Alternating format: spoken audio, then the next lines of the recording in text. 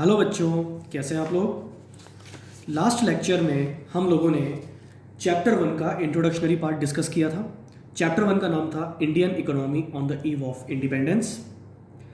हम लोगों ने इस चैप्टर में डिस्कस किया था कि कॉलोनियल रूल क्या होता है बच्चों। सबसे पहले हमने ये डिस्कस किया था। उसके बाद हम लोगों ने इसकी ड्यूरेशन के बारे में बात की थी, पूरा एक चार्ट हमने समझा था। ठीक है बच्चों। उसके बाद हमने वो 5 इंडिकेटर्स के बारे में डिस्कस किया था जिनके बारे में अगर स्टडी कर ली जाए तो एक नेशन के बारे में स्टडी हो जाती है। ठीक है बच्चों, जिनको हमने कहा था इंडिकेटर्स ऑफ नेशंस इकोनॉमी। कौन कौन से थे ये? First agricultural sector, second industrial sector, third foreign trade, fourth demographic profile and fifth infrastructure. साथ ही मैंने आप लोगों को ये भी बताया था कि अगर इन पांचों की स्टडी हम इंडिपेंडेंस डे के दिन कर लें तो हमें ये पता लग जाएगा कि हमारी कंट्री की इकोनॉमी उस दिन किस हालत पे थी। ठीक है बच्चों, तो सबसे पहले हम आज एग्रीकल्चर सेक्टर को स्टार्ट करने वाले हैं। ठीक है, तो बच्चों हमारा पूरा टॉपिक क्या होने वाला है जो अब हम डिटेल में पढ़ने वाले हैं? Indicators of Indian economy on the eve of independence. Independence के टाइम हमारे इंडिकेटर्स की क्या हालत थी, तो हमारे जितने भी इंडिकेटर्स हैं उनको हम एक एक करके डिटेल में स्टडी करेंगे। तो बच्चों हमारा फर्स्ट कौन सा था? Indicator agricultural sector. अगर बच्चों आपसे ये कहा जाए कि एग्रीकल्चरल सेक्टर इंडिपेंडेंस के टाइम किस हालत में था, अगर आपको एक लाइन में इसका जवाब देना हो तो बच्चों आप जवाब देंगे agriculture sector was stagnant and backward. सब लोग मेरे साथ याद कर लें, एग्रीकल्चर सेक्टर पर्टिकुलरली इंडिपेंडेंस के टाइम कैसा था? Backward and stagnant. हमारा जो एग्रीकल्चर सेक्टर है वो बहुत ही पिछड़ा हुआ और विदाउट एनी ग्रोथ रेट वाला था। अब ऐसा क्यों था? कोई सॉलिड रीज़न होना चाहिए इसके पीछे। बिल्कुल, इसके रीजंस भी हम डिस्कस करेंगे, लेकिन उससे पहले हम एग्रीकल्चर कंडीशन क्या थी उस समय वो थोड़ा सा डिस्कस कर लेते हैं। ठीक है बच्चों, during colonial rule nearly 85% of country's population lived in the villages and derived its livelihood directly or indirectly from agriculture। बच्चों जैसा आपको पता है कि आज के समय में भी कई सारे लोग गांव में रहते हैं और गांव में रहने वाले ज़्यादातर लोग खेती से ही जुड़े होते हैं, ये आपको पता है। अब ये बात तो बहुत पुरानी है। आप सोच के देखिए कि उस टाइम हमारे कंट्री की 85% पॉपुलेशन गांव में रहती थी और लगभग पूरी ही पॉपुलेशन डायरेक्टली या इनडायरेक्टली अपना लाइवलीहुड कैसे अर्न करती थी? एग्रीकल्चर से। इसीलिए बेटा कहा गया कि India was an agriculture economy during colonial period. ये कहा जाए तो गलत नहीं होगा कि इंडिया उस टाइम एक एग्रीकल्चरल बेस्ड इकोनॉमी थी। क्लियर है बच्चों? तो आपको इसकी इंपॉर्टेंस अब समझ में आ गई होगी। लेकिन अब एक नई प्रॉब्लम भी जनरेट हो गई। क्या प्रॉब्लम जनरेट हुई बेटा? कि आप लोगों को ये पता है कि इतने सारे लोग जब खेती कर रहे हैं, इतने सारे लोग एग्रीकल्चर सेक्टर में लगे हुए हैं, फिर तो बैकवर्डनेस होनी नहीं चाहिए थी, फिर तो इनके पास खूब पैसा होना चाहिए था। स्टैग्नेंट क्यों हो गए ये? इसके पीछे कुछ सॉलिड रीज़न होना चाहिए, क्योंकि सर ये बात हमारे पछने रही कि इतने सारे लोग जब खेती करते थे तो फिर एग्रीकल्चर सेक्टर कैसे पिछड़ गया? बिल्कुल बेटा, इसका भी बहुत सॉलिड रीज़न है, बल्कि इसके 6 रीज़न हैं जो हम अब पढ़ने वाले हैं। ठीक है, तो अब हम क्या पढ़ने वाले हैं? अब जो हमारा टॉपिक है इसी टॉपिक के अंदर वो है causes of stagnation of agriculture sector. Agriculture sector पिछड़ा हुआ क्यों था, क्या रीजंस थे इसके, ये हम यहाँ पढ़ने वाले हैं। ठीक है बच्चों, तो टोटल जो इसके रीजंस हैं वो कितने हैं? 6। देयर आर 6 कॉजेज और रीजंस फॉर स्टैग्नेशन और बैकवर्डनेस ऑफ एग्रीकल्चर सेक्टर। ठीक है बच्चों, तो उसमें सबसे बड़ा रीज़न जो फर्स्ट रीज़न था वो कौन सा था? Land revenue system. सेकंड था commercialisation of agriculture. Third, high degree of vulnerability. Fourth, law production and productivity. Fifth, high degree of uncertainty and sixth, small and fragmented land holdings. ठीक है बच्चों, अब हम विद इन नेक्स्ट 10 मिनट्स इसी को पूरा अच्छे से डिस्कस करने वाले हैं। चलिए बच्चों, सबसे पहला और सबसे बड़ा रीज़न जिसकी वजह से हमारा एग्रीकल्चर सेक्टर बहुत ही पिछड़ा हुआ और बैकवर्ड था, वो था लैंड रेवेन्यू सिस्टम। अब ये क्या है बच्चों, बहुत ध्यान से समझना। लैंड रेवेन्यू सिस्टम के अंदर क्या हुआ था? Firstly you must understand this system was introduced by British. ठीक है, ये पहले नहीं था हमारे यहाँ पे, ये ब्रिटिश लेके आए थे हमारे यहाँ पे। ठीक है, और जब ब्रिटिश ये सिस्टम लेके आए तो इस सिस्टम में उन्होंने क्या किया कि हमारे यहाँ जो फार्मर्स थे, जो कल्टीवेटर्स थे, उनकी जो ज़मीनें थी उसकी ऑनरशिप इन्होंने छीन ली और ब्रिटिश गवर्नमेंट ने वो अपने पास ले ली। तो बेटा इस लैंड रेवेन्यू सिस्टम में क्या हुआ कि किसानों से ऑनरशिप ले ली गई, और वो ऑनरशिप किसने ले ली? ब्रिटिश गवर्नमेंट ने ले ली। ठीक है, अब जब किसान उस ज़मीन के मालिक नहीं है तो फिर वो उस पर खेती कैसे करेंगे? ऑब्वियस सी बात है ना। जैसे अगर हमारा कोई मकान नहीं है तो उसमें हम बिना परमिशन के रह नहीं सकते, है ना, रेंट पे रहना पड़ता है हमें। इसी तरह से किसानों को फिर परमिशन लेके खेती करनी थी और बदले में कुछ देना पड़ेगा ऑब्वियसली। जैसे हम किसी के मकान में रहते हैं तो रेंट देते हैं, ऐसे ही जब किसान किसी और की ज़मीन पे जब खेती करेंगे तो उन्हें बदले में कुछ टैक्स देना पड़ेगा गवर्नमेंट को, बेटा, जिसको आसान भाषा में कहा जाता है लगान। आप लोगों ने सबने ये नाम पहले सुना होगा, है ना। एक मूवी भी आपने देखी होगी लगान, आमिर खान स्टार्ट मूवी थी वो। ठीक है, तो सब लोगों को पता होना चाहिए कि लैंड रेवेन्यू सिस्टम एक ऐसा सिस्टम है जिसमें ऑनरशिप कल्टीवेटर से ट्रांसफ़र हो जाती है किसको? गवर्नमेंट को। और ये तब हुआ था गवर्नमेंट को ट्रांसफ़र हो गई थी। ठीक है बच्चों, अब इस लैंड रेवेन्यू सिस्टम के अंदर कितने तरह के सिस्टम थे?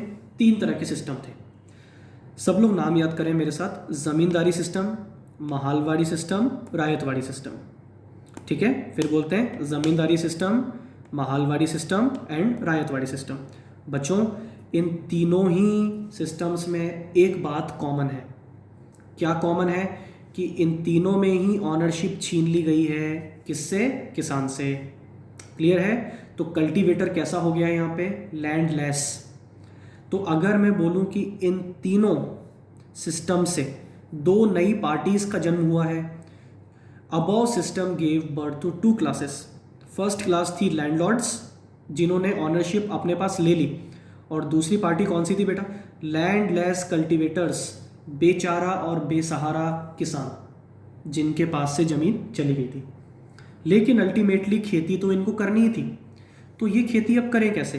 तो इन्होंने लगान देने के बदले में खेती करना एक्सेप्ट किया। ठीक है बच्चों, लगान एक तरह का एक टैक्स है। अब इन तीनों सिस्टम में फ़र्क क्या है? नाम अलग अलग क्यों है इनके?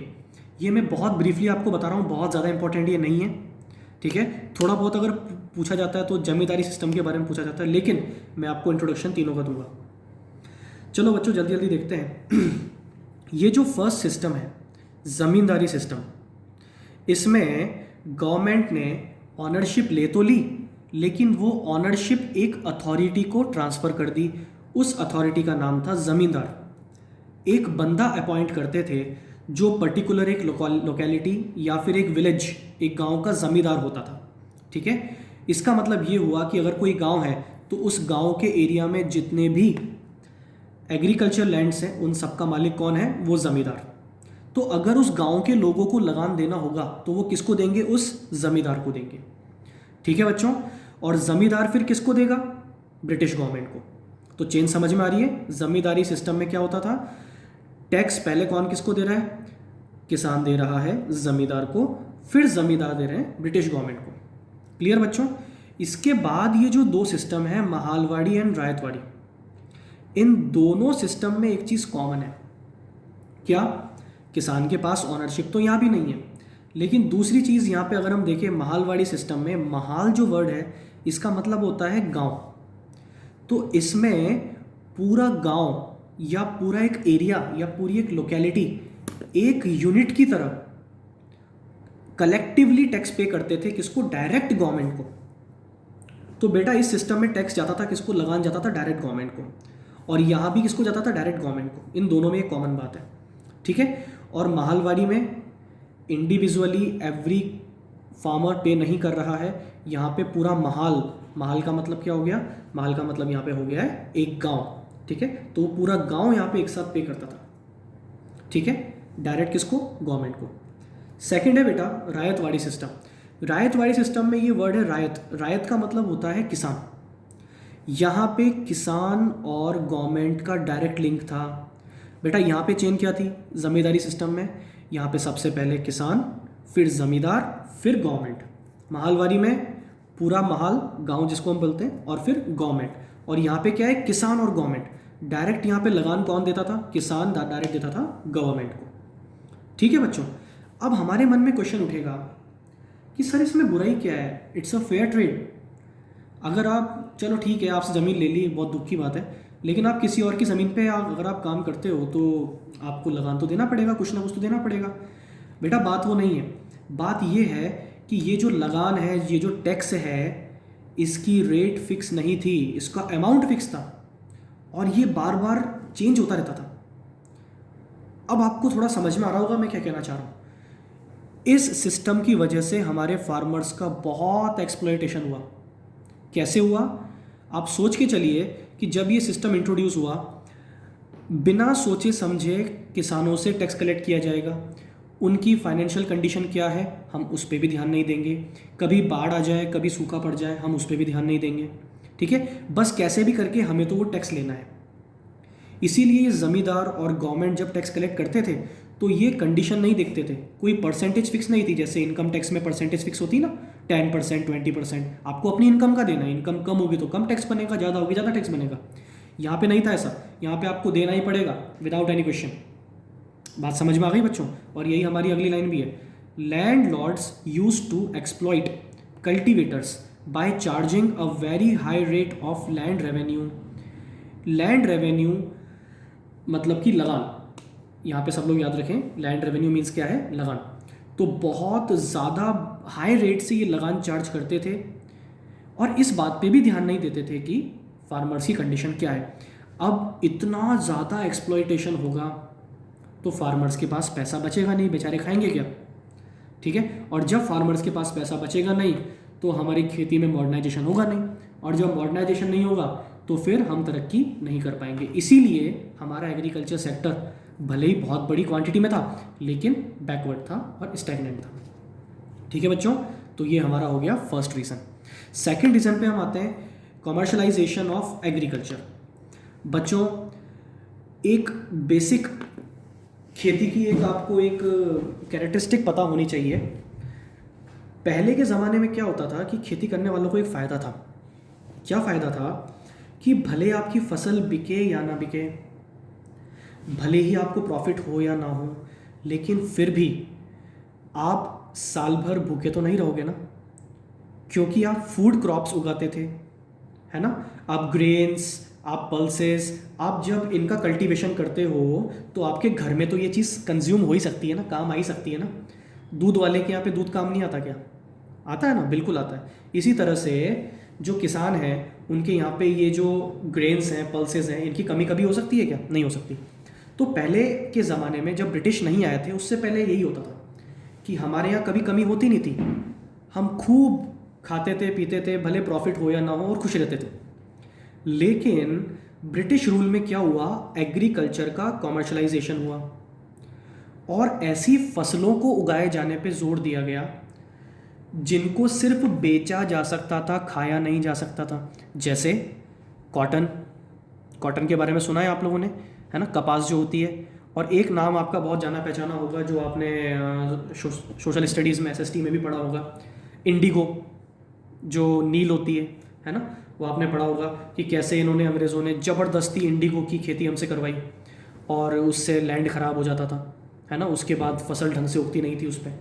तो वो सब बातें हैं। तो बेटा इनको, इन क्रॉप्स को क्या बोलते हैं, इनको बोलते हैं कैश क्रॉप्स, जिनको आप कंज्यूम नहीं कर सकते। ये इंडस्ट्रियल पर्पस के लिए होती है और इनको आप सिर्फ बेच सकते हो। ठीक है बच्चों, तो उसको कैश क्रॉप्स बोलते हैं। और दूसरी क्रॉप्स कौन सी होती है, फूड क्रॉप्स। फूड क्रॉप्स वो होती है जो आप खा सकते हो, जो आप कंज्यूम कर सकते हो, आप अपनी फैमिली को पोषित कर सकते हो। सबको क्लियर है बच्चों बात ये, ठीक है। तो ब्रिटिश क्राउन ने हमारे ऊपर जब रूल किया तो उन्होंने ज़्यादा जोर कौन सी खेती करने पे दिया, कैश क्रॉप्स पे।